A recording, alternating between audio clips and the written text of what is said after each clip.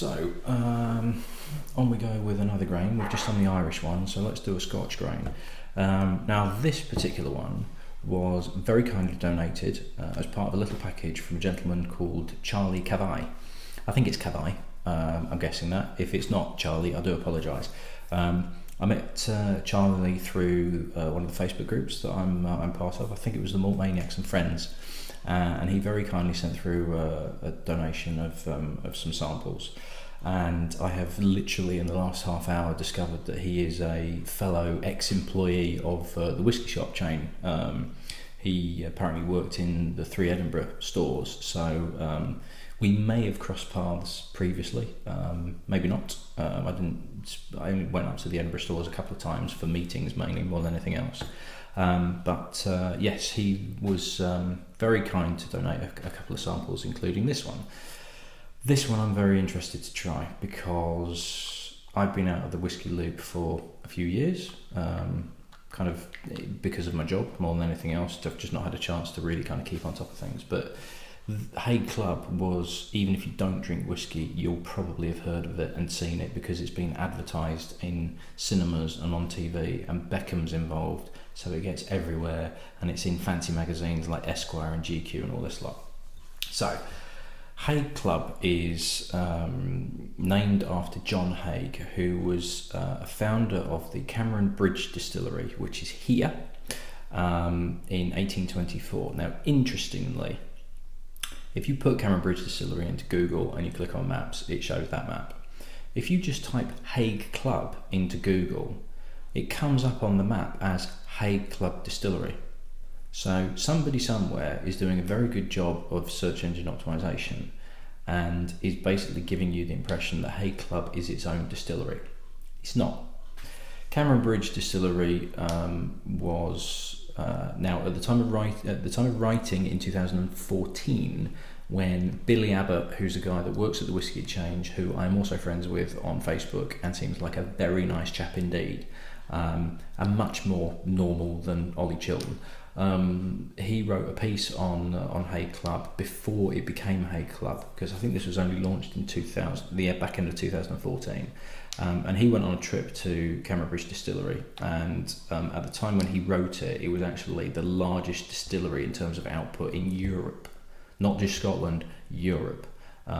It could make in 4 hours what a distillery the size of Kilhoman could make in a year. It's that sort, and it's industrial. It's not romantic, it's not traditional, it's not attractive, it is industrial. This is a factory producing grain whisky.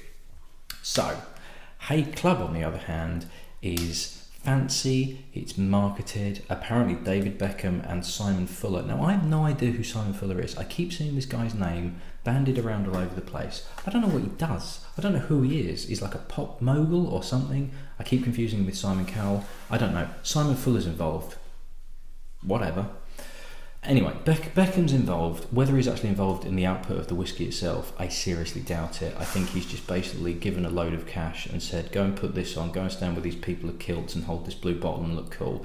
Here's a picture of what the bottle looks like, along with a bearded prick stood next to him. I'm not a fan of Beckham, as you can probably tell. But is this a triumph of style over content? Is this marketing? It's Cameron Bridge is owned by Diageo. So there is a very cynical part of me that's thinking this is Diageo going, tell you what, if we get Beckham involved and we put it in a fancy bottle that looks like it's an aftershave, we'll sell an absolute packet to people that don't actually drink whiskey.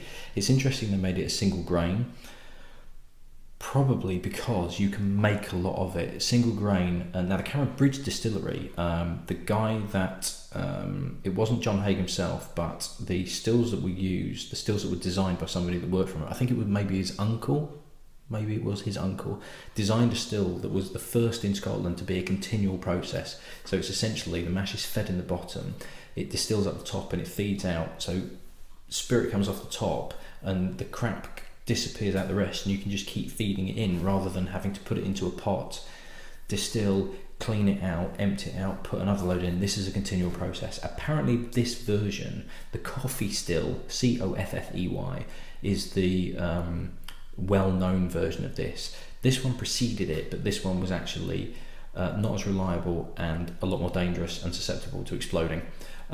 So funnily enough, it didn't take off until coffee still came through. Not coffee as in the drink coffee, but coffee with a Y as in the guy's surname. Augustus Coffee, I think his name was. Anyway, I might cover that in a later whisky.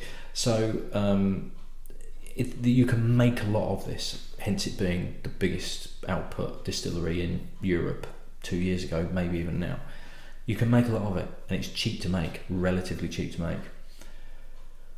So you can make a lot of it, and if you can package it well enough and you can get enough demand for it, you can charge what you want for it and make an absolute packet. Now, this is 45 quid a bottle, roughly.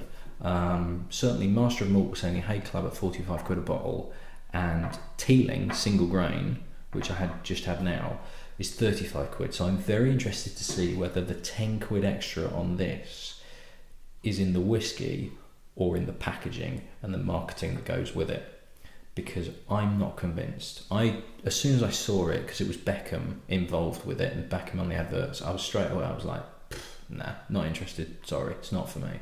It's not for me. It's for people that want to be told what to wear and want to be told what to drink and have to be seen ordering certain things at a bar and saying the right things and wearing the right clothes. I could not give a toss. Couldn't give a flying F. I don't care. I'm more concerned about what's in the bottle, and if the bottle looks crap, I don't care. If it tastes fantastic, bring it on. So I'm already being judgmental towards this straight off the bat. No apologies. This is not for me. This is not marketed towards me. But let's see what the actual liquid itself is like.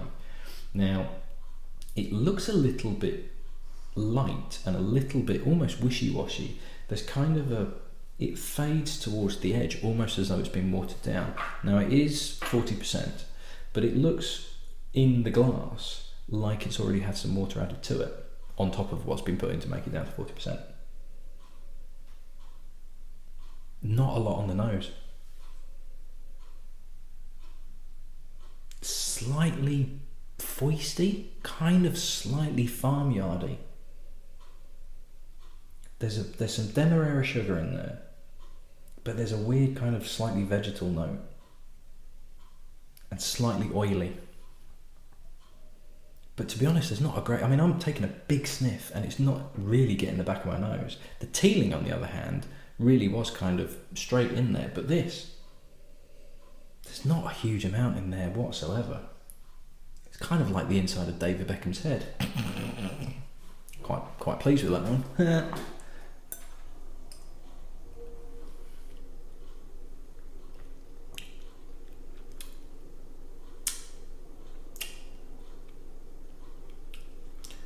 There's an interesting sugary sweetness to it.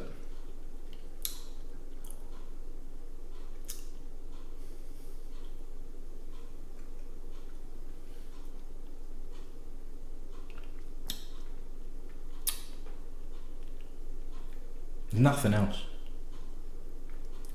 There's a dryness that I associate with grain. There's that, it's not a metalliciness, but it's an edge that I associate with grain. There is a slight juiciness to it. Again, it tastes like it's been already watered down and diluted slightly too much. This probably needs to be 46% like the Teeling was. There's no finish. There's nothing. Absolutely nothing at all. There is a bit of a kind of candy flossy sweetness to it. There's a very, very slight nuttiness to it. But apart from that, there's bugger all. Seriously, apologies for my French, but there is fuck all in this. There's nothing. It's got nothing to it whatsoever.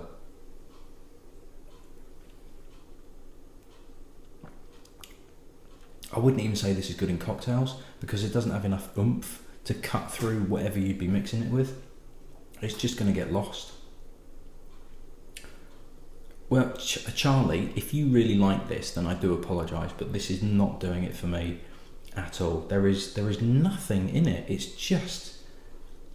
vacant and vapid and ideal to be advertised by David Beckham. It's just empty.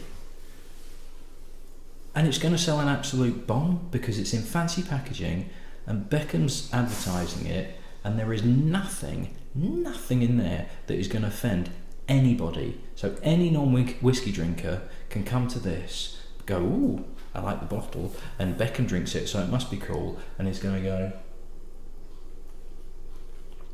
oh, I don't really like whiskey, but well, that's actually all right. Yeah, that's not bad. That's exactly what they're looking for.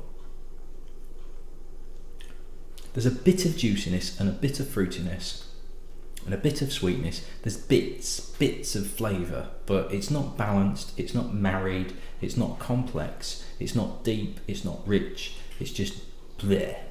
Nah. It's nothing whatsoever. It's one of the most boring whiskies I have had so far, and this is number 72. 73. This is the one that I get for in 20%. This is 20% of a year's worth of whiskey. This is out of 72 whiskies that I've had, including this one. This is the most uninteresting I've had so far. It's dull as ditch water. In fact, ditch water would probably be more interesting. Charlie, thank you for sending it. Fascinating to have it.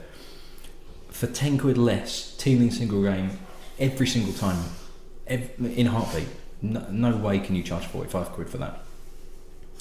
There's nothing there whatsoever. It's a pretense of whiskey, even for a single grain. There's far better single grains out there, far more interesting ones. The bog standard, I think it's called Cameron Brigg. Their bottling, I remember selling it at the whiskey shop, and I think we sold it for about 18 quid a bottle, something like that. That was good. That was decent. I used to quite look forward to getting that in because I knew I could sell it, because for about 18-20 quid it was different being a grain whiskey and actually tasted pretty good. 45 quid, you're taking the piss. You really are. So thanks for the sample, Charlie.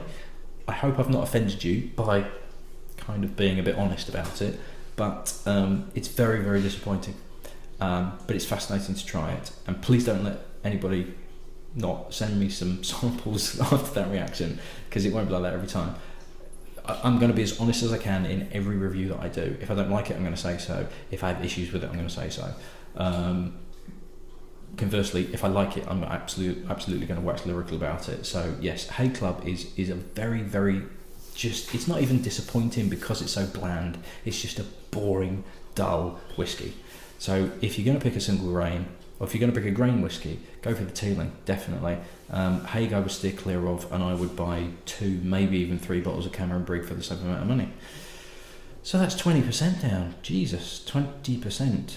We're getting there, very, very slowly, but very surely. Thank you for taking the journey with me. If you've watched all 72 reviews that I've done, which I think might be Chris Cook, and maybe a couple of other people, but if you've watched all 72, I worry for you. I think you must have better things to be doing with your life, but if you have watched all of them, thank you very much, and we will carry on going, and I shall see you at the next one. Cheers.